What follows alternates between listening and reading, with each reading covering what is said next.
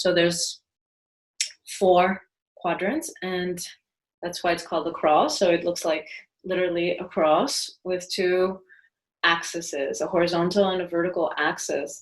And on the top we have soul, and in the bottom we have animal body. And so this is the set of polarities on the vertical axis. And they may feel at times in your own body, as in your own lived experience, maybe not in your own body, but in your lived experience, as opposites, as contradictory and in conflict. But they're the ends of the same axis.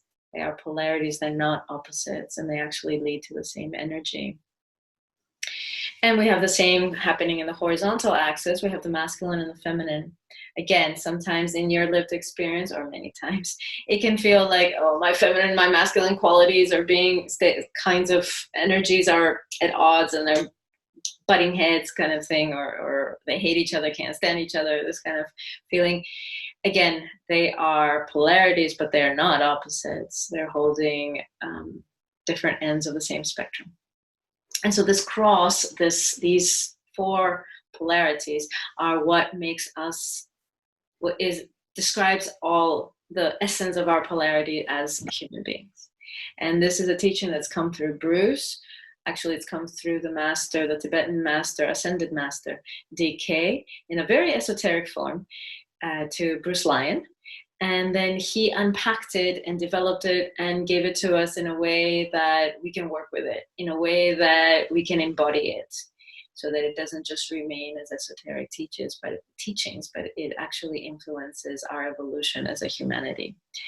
The cross is a soul map. So it is how we move through our initiations, or through our development, through our openings as a soul. So it's not a personality map. It's not how am I going to be able to be a better lover, or whatever, ace it in my exams, get a raise. Although it does affect personality. So yes, it does have those influences. Actually, it does. All the things I just named and a bunch more in your personality, it will have that influence. But it is not a personality map. It's not about healing. It's about soul evolution. And through that, of course, you remember that actually you don't need any healing. You are actually whole as you are. You just forgot. So it's about picking up the pieces. If we remembered ourselves as a soul, we're able to transition through our childhood and onwards, knowing ourselves as a soul, we wouldn't need this map. If we understood that in us we have the masculine and the feminine, regardless if we were born with a penis or a vagina, we wouldn't need this map.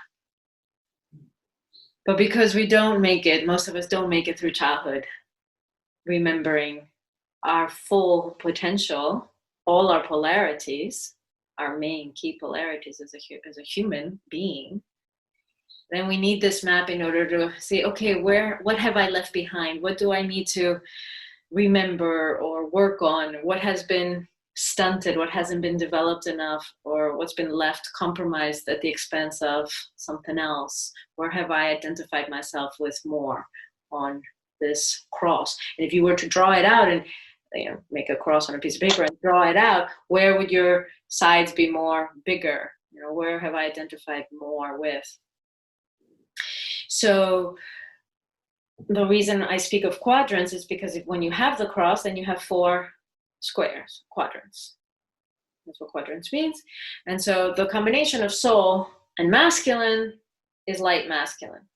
The combination of soul and feminine is light feminine. And light is not referring to better or good or right or even love.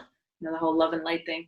It's not referring to that. It's referring to the etheric realms. Light is in light, etheric, lightness also. And then below here we have the animal body, the instinctual raw nature of our animal body. And when we combine it with the masculine, we have the dark masculine. When we combine it with the feminine, we have the dark feminine.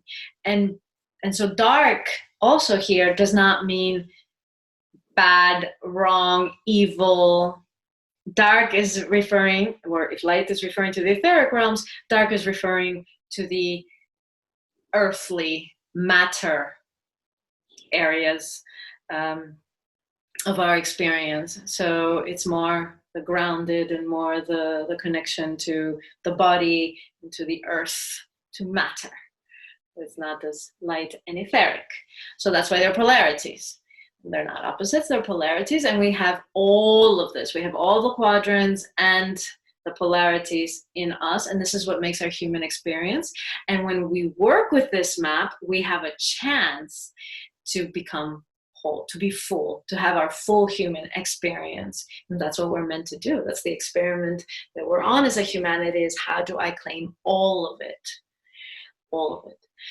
So Jung is the grandfather of archetypes in our modern psyche, as we understand archetypes. And the thing that he said about archetypes is that they are universal and they are archaic, which means everybody, they apply to everybody. It is the human psyche. It's not what culture, what language, what religion, what social class, how old, what time in history.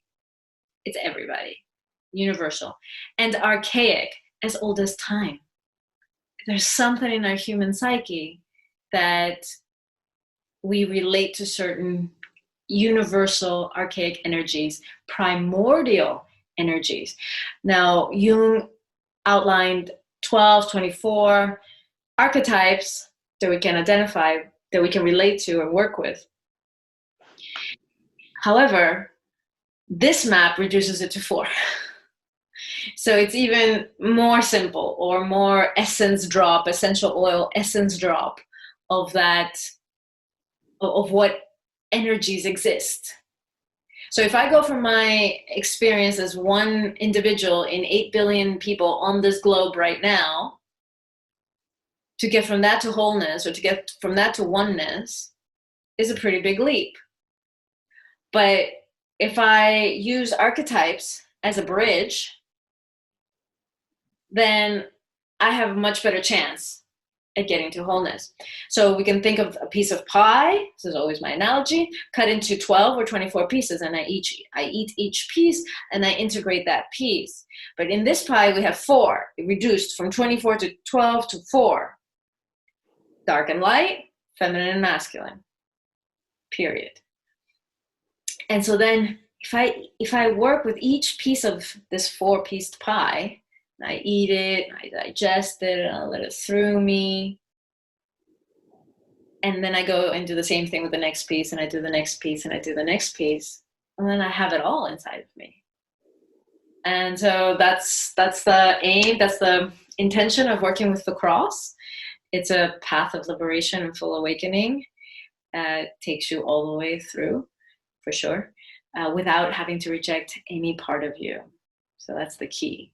Like all of humanness comes along for that awakening, right? It's not at the expense of any parts.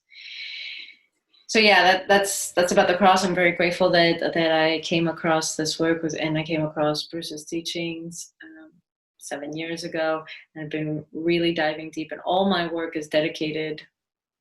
all my work is exclusively dedicated to the cross, because I believe in this so deeply as a path for us as humans to awaken.